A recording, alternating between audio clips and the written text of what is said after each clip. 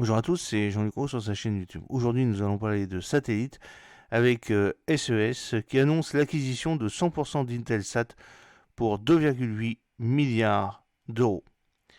L'acquisition devrait permettre la création d'un opérateur multi-orbite avec environ 60% du chiffre d'affaires dans des segments à forte croissance. L'opérateur européen de télécommunications par satellite SES a annoncé mardi l'acquisition de la totalité de son rival américain Intelsat pour un montant de 3,1 milliards de dollars, 2,8 milliards d'euros, dans un communiqué.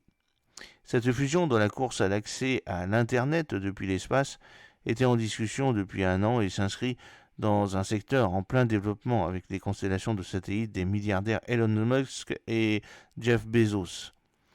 Elle devrait permettre la création d'un opérateur multi-orbite avec environ 60% du chiffre d'affaires dans les segments à forte croissance, selon le communiqué qui précise que le nouvel ensemble devrait générer un revenu brut d'exploitation ajusté annuel d'environ 1,8 milliard d'euros. La transaction a été approuvée à l'unanimité par les conseils d'administration des deux sociétés et le rachat doit encore être validé par les autorités réglementaires d'ici la seconde moitié de 2025. Dans un secteur des communications par satellite en évolution rapide et compétitif, cette transaction élargit notre réseau spatial multi-orbite, s'est réjoui Adel Al-Sahel, qui est le patron de SES cité dans le communiqué. Intelsat revient de loin après s'être placé en mai 2020 sous le régime des faillites américaines chapitre 11 et avoir entamé une vaste restructuration pour éponger sa dette.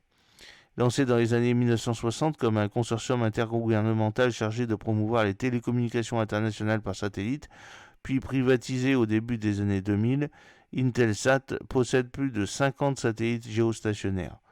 En mars, il avait par ailleurs annoncé un accord de partenariat pluriannuel de plusieurs millions de dollars avec l'opérateur européen de satellites Eutelsat, portant sur la constellation OneWeb en orbite basse. SES a de côté généré en 2023 un chiffre d'affaires de plus de 2 milliards d'euros en progression de 4,4%, mais a terminé son exercice dans le rouge avec une perte nette de 905 millions d'euros, due notamment à des dépréciations d'actifs. J'espère que cette petite vidéo vous a plu. N'oubliez pas de cliquer sur le pouce pour la promouvoir, de vous abonner si ce n'est pas encore fait et de partager cette vidéo sur vos réseaux sociaux. A très bientôt, fidèlement, Jean-Luc Haut.